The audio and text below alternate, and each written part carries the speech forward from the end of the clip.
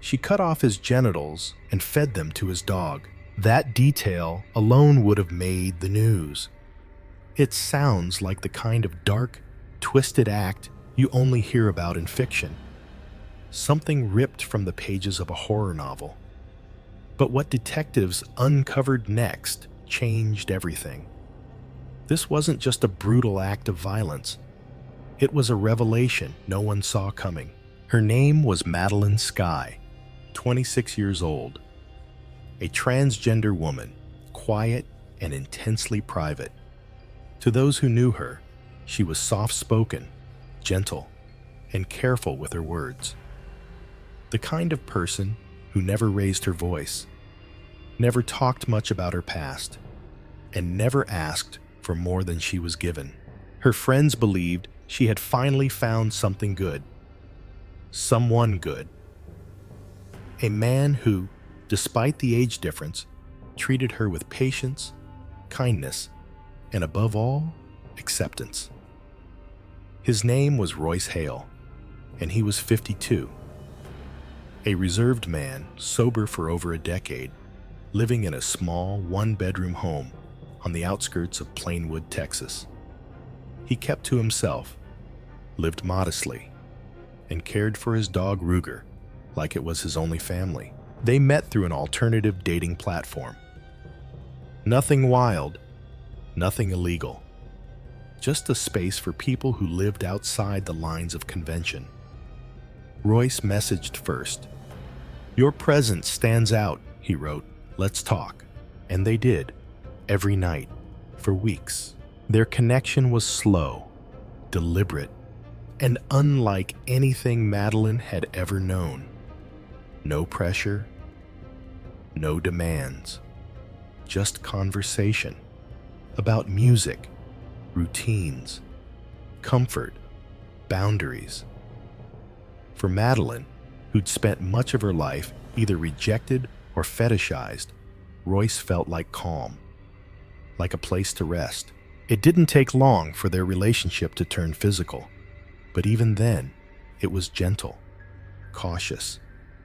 He called her Little Skye. She called him R. He never pushed. She never pulled away. They spent long weekends at his home, walking Ruger, cooking dinner, lying together on the old leather couch, listening to the rain hit the windows. Madeline thought she'd finally found something stable, maybe even redemptive.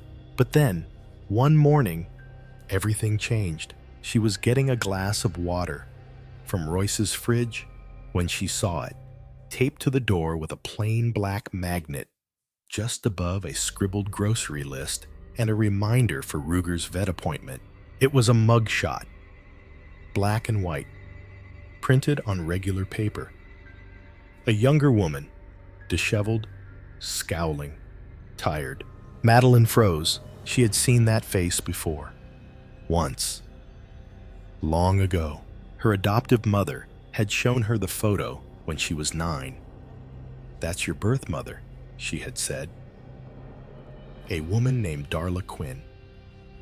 A woman who abandoned her behind a liquor store in Louisiana when she was only 2 years old. For a long time, that photo was all Madeline had to hold on to. No stories, no letters, no memories. Just a grainy face taped to the edge of her childhood. Now that face was taped to Royce Hale's refrigerator. Madeline didn't scream. She didn't panic. She didn't even blink. She turned and asked, as casually as she could, "Who's that?" Royce looked at the photo, then back at her. "Oh," he said, "that was someone I used to know, a long time ago, before I got clean. Her name was Darla.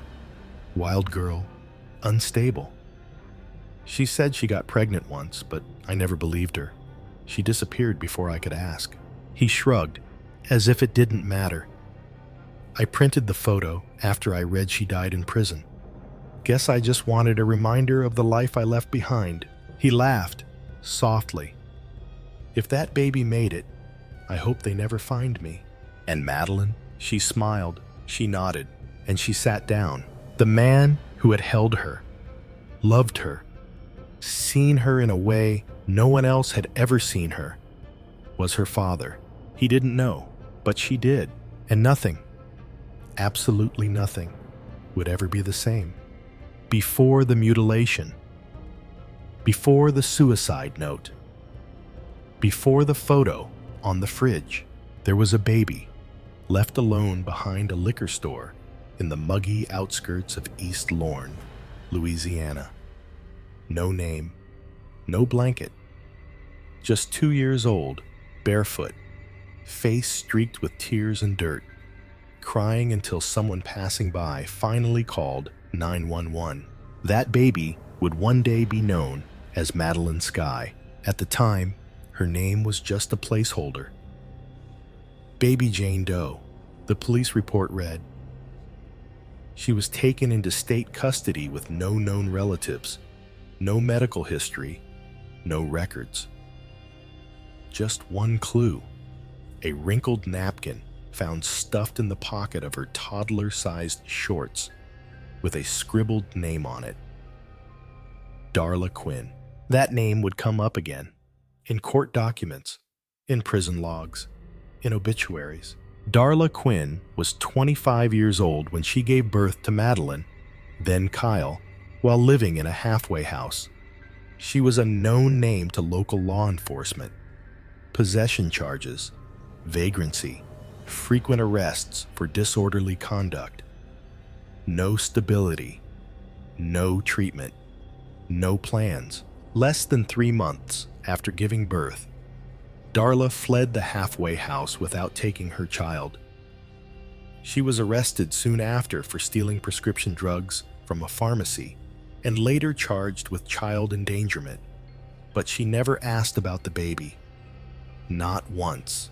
4 years later, Darla died in a Louisiana women's correctional facility, stabbed in a fight over a shared tray of food.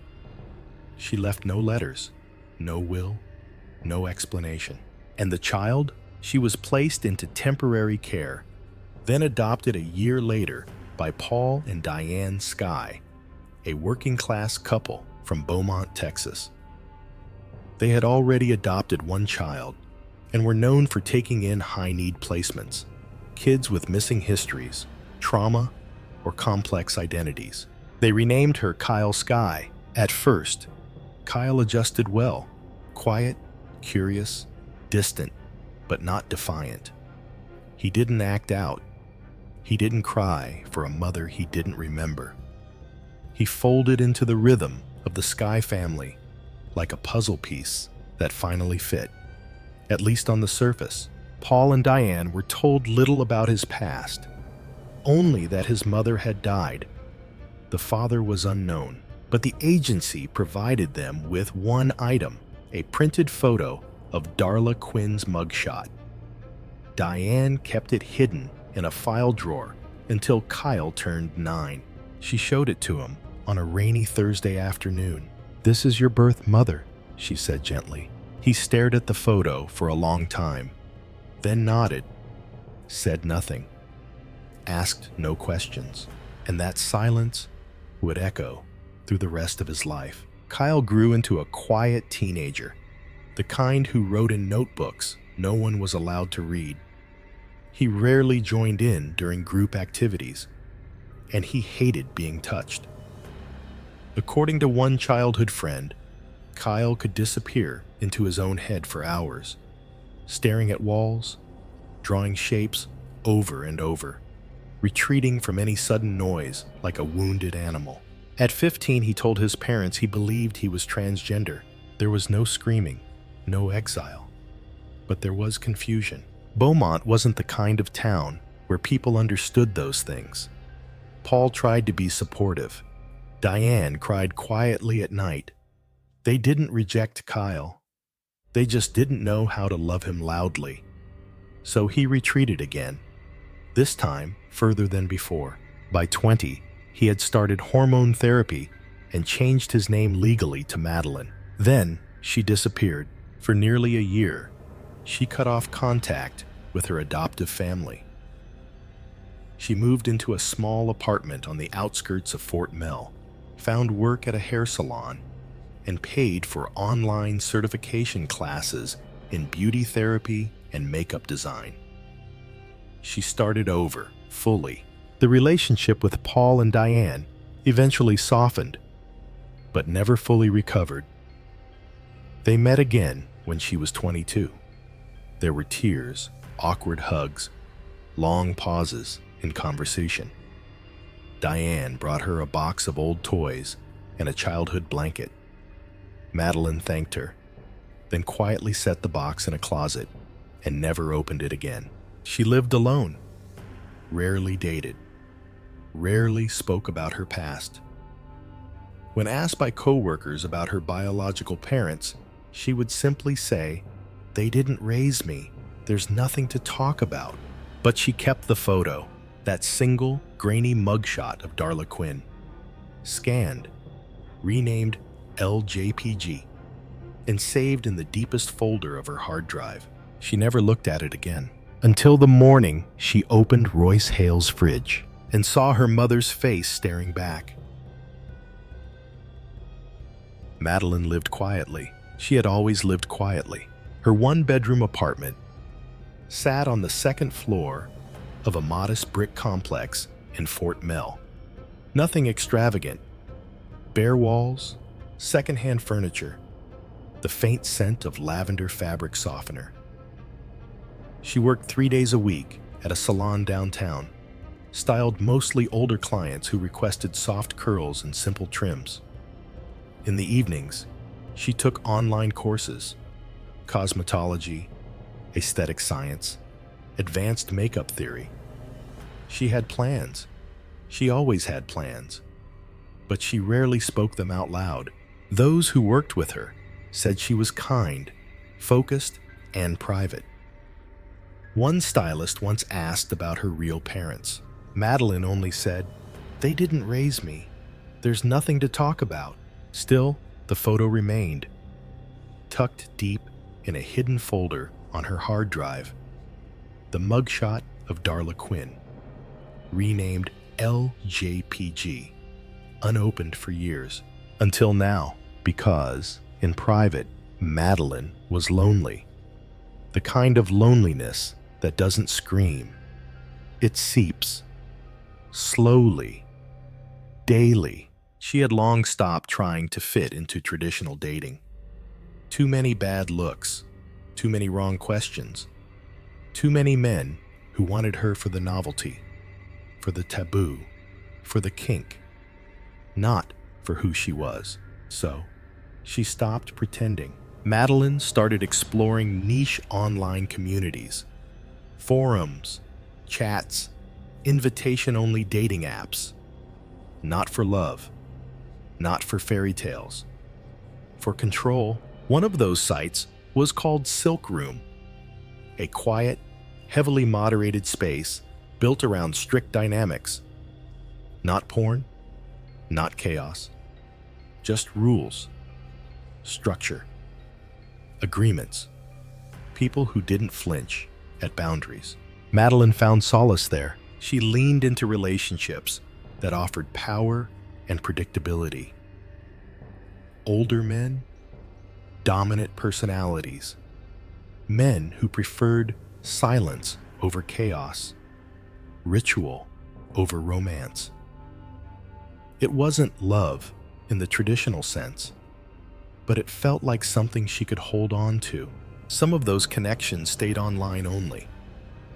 Some turned physical, but none lasted long. She always remained on the edge, guarded, waiting, half-trusting, until she received a message. "Your presence stands out. Let's talk." No emojis, no vulgarity, just that. The username was GrayTX51. The photo was vague, just a silhouette of a man standing near a dock at dusk. His profile listed simple interests: ownership, control, trust. His real name, she would learn later, was Royce Hale. He was 52, a recovering addict. He'd spent his 20s bouncing between cities, women, and court-mandated rehab centers. But by his 40s, he'd quieted, moved into a small home on the edge of Plainwood, took a job at a logistics warehouse, got sober, got still, and for the last few years, he'd lived alone with only a black lab named Ruger to keep him company. Royce didn't post much, didn't share photos, but when he messaged Madeline, he spoke with intent, measured, respectful, present. He asked what she liked to read, if she preferred storms to sunlight, what kind of music made her feel safe. He didn't rush, he didn't push. For someone like Madeline, so used to being viewed as a curiosity or an inconvenience, Royce felt steady, safe. They talked every night, first through the app, then video chats, then text messages that filled her screen like a heartbeat. Within 2 weeks, he invited her to dinner. The first night at his home, they didn't sleep together. They didn't even touch beyond a hug. They ate takeout on the couch. She played with Ruger. He showed her his old vinyl records, a cracked copy of In the Wee Small Hours. He made tea.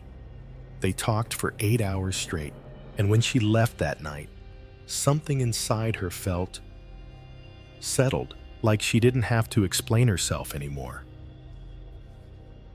Madeline fell into the rhythm of being with Royce like a leaf finding still water. Every Friday after work, she packed her overnight bag, took the 5:40 bus out of Fort Mill, and arrived at Royce's place just past sunset.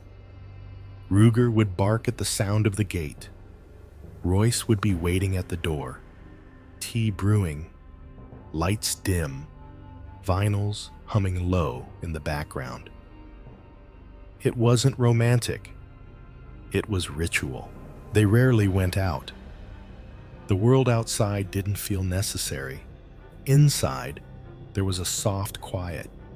Dinner cooked together, shared books, conversations about nothing and everything.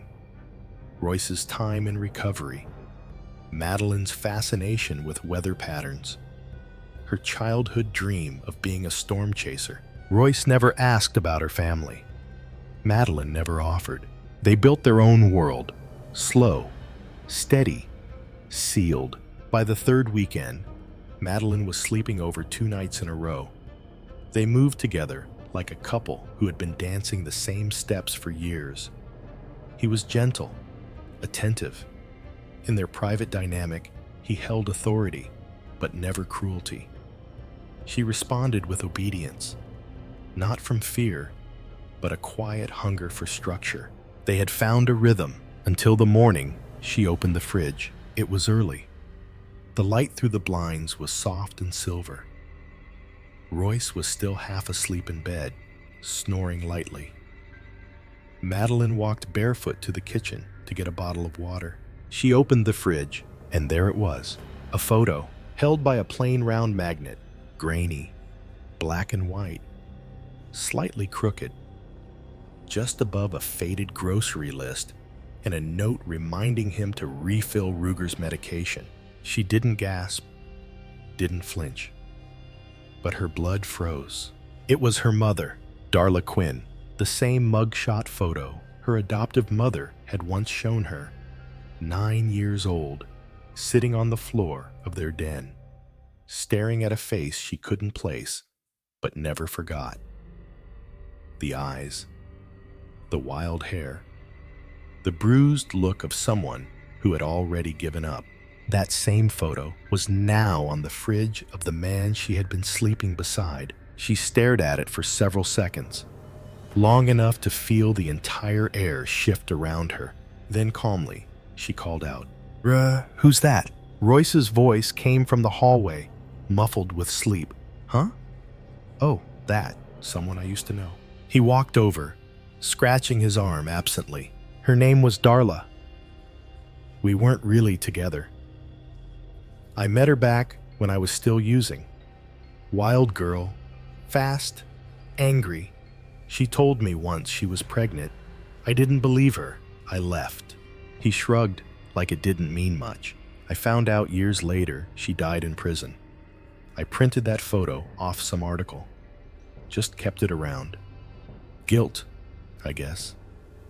A reminder of the kind of person I used to be." He laughed, light and hollow. "If that baby survived, I hope they never find me." He turned to the sink and began rinsing out a mug. Behind him, Madeline stood still, completely still. She knew her mother's name was Darla. She knew she'd been abandoned behind a liquor store. She knew Darla died in prison, stabbed. And now, she knew the man who had just poured her tea, the man who whispered her name in the dark, was the one who walked away before she was ever born. He was her father, and he didn't know, but she did, and everything inside her cracked. She didn't scream. She didn't run. She didn't even tell him. She sat back down at the kitchen table. Royce handed her a mug of tea, like nothing had happened. They talked about groceries, about the vet, about how Ruger had developed a slight limp. Madeline nodded, smiled, laughed at his jokes, but something inside her slipped. And once it slipped, it couldn't be held back. That night, they watched a movie. He put his arm around her the same way he always did. She leaned into him, let him kiss her temple, let him believe nothing had changed, let herself stay one more night in the home of the man who made her, without ever knowing it. After Royce fell asleep, Madeline sat on the couch and stared at the refrigerator. She didn't cry. She just stared. Then she opened her laptop. From that moment on, her search history told the story no one else ever would. She pulled up prison records, looked up Darla Quinn's name, cross-referenced birth years, charges, mugshots. She searched local arrest archives from 1997, drug possession, vagrancy, one-night stands, the names of men attached to the records. Then she found him. Royce Hale. The timeline matched. The city, the facility, the year, the woman. There was no more doubt. She wasn't wrong. He was her father, and he had no idea. She spent the rest of that night awake. Her search history turned darker. An online medical journal about castration trauma, articles about irreversible nerve damage, sedative dosages, how long it takes someone to bleed out, what kind of household knife would cut through human flesh with the least resistance. The next morning, she kissed him goodbye. "See you Friday," he said. She smiled. Friday.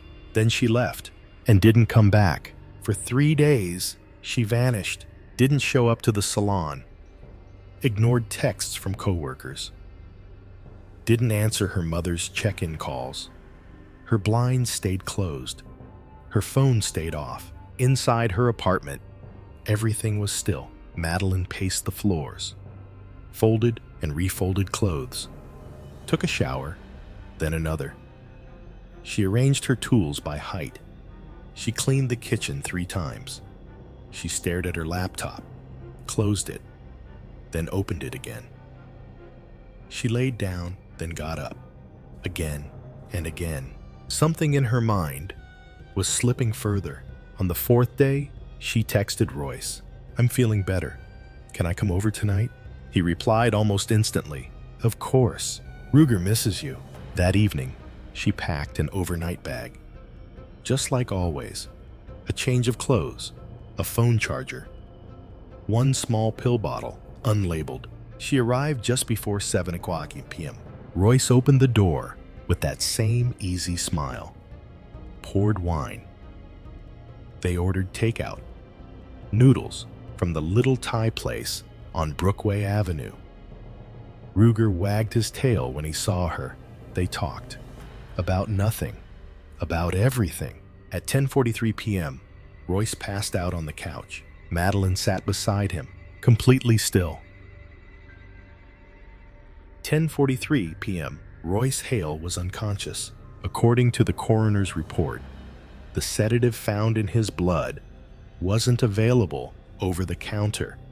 It acted fast, within 10 minutes, and suppressed movement within 15.